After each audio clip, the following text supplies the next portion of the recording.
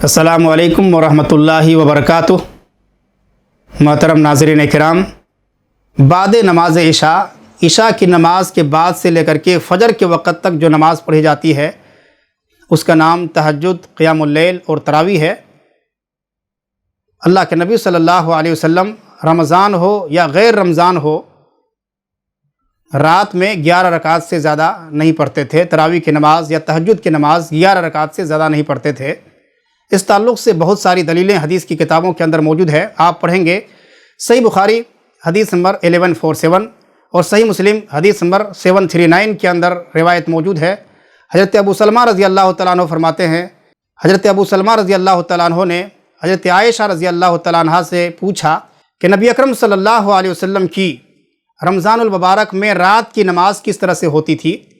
تو ام المومنین حضرت عائشہ رضی اللہ تعالیٰ عنہ نے جواب دیا کہ ما کان رسول اللہ صلی اللہ علیہ وسلم یزید فی رمضان ولا فی غیرہ علی 11 رکعہ، کہ اللہ کے نبی صلی اللہ علیہ وسلم رمضان ہو یا غیر رمضان 11 رکعات سے زیادہ نہیں پڑھتے تھے۔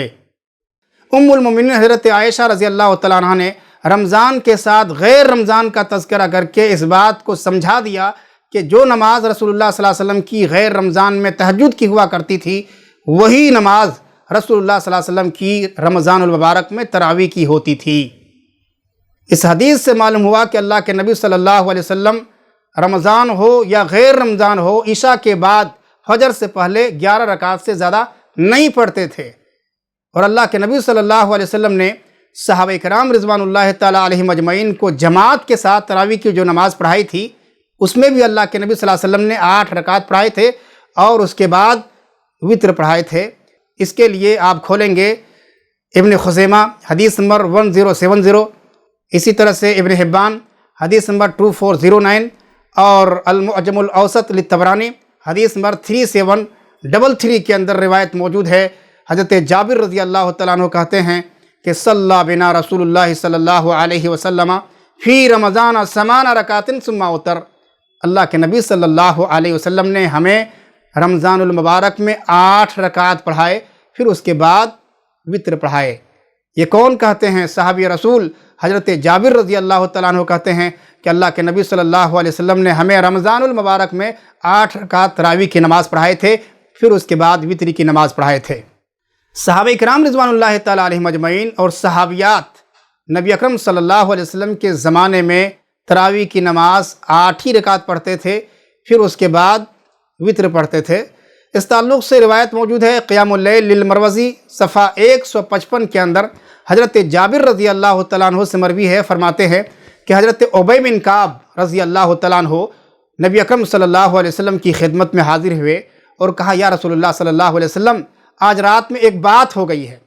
اللہ کے نبی صلی اللہ علیہ وسلم نے حضرت ابی بن کعب رضی اللہ تعالیٰ عنہ سے پوچھا، کیا مسئلہ پیش آیا ہے؟ حضرت ابی بن کعب رضی اللہ تعالیٰ عنہ نے کہا، یا رسول اللہ صلی اللہ علیہ وسلم، رات میں ہماری خواتین کہنے لگی کہ ہم لوگ قرآن پڑھنا نہیں جانتی ہیں، اس لیے آپ ہمیں تراویح کی نماز پڑھا دیں، ہم قرآن سنیں گی۔ چنانچہ میں نے ان عورتوں کو، ان خواتین کو 8 رکعات پڑھا دیے، پھر اس کے بعد وتر پڑھا دیے۔ یہ سن کر کے اللہ کے نبی صلی اللہ علیہ وسلم نے خاموشی اختیار کی، گویا اللہ کے نبی صلی اللہ علیہ وسلم نے اپنی سکوت سے رضامندی کا اظہار فرمایا۔ اور حضرت عمر فاروق رضی اللہ تعالیٰ عنہ نے اپنے دور خلافت میں لوگوں کو 8 رکعات پڑھنے اور پڑھانے کا حکم دیا تھا۔ اس تعلق سے بھی روایت موجود ہے حدیث کی کتابوں کے اندر۔ آپ کھولیں گے موطا امام مالک باب ما جاء فی قیام رمضان حدیث نمبر 229 کے اندر روایت موجود ہے۔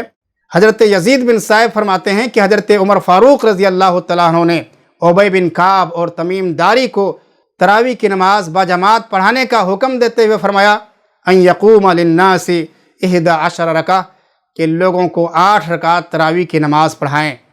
ان تمام روایات سے نبی اکرم صلی اللہ علیہ وسلم کے عمل سے، صحابہ کرام رضوان اللہ تعالیٰ علیہم اجمعین کے فرامین سے اور صحابہ کرام رضوان اللہ تعالیٰ علیہم اجمعین کے عمل سے یہ بات ثابت ہوتی ہے کہ تراویح کی نماز 8 رکعات ہی مسنون ہے، پھر اس کے بعد وتر کی نماز پڑھنا مسنون ہے۔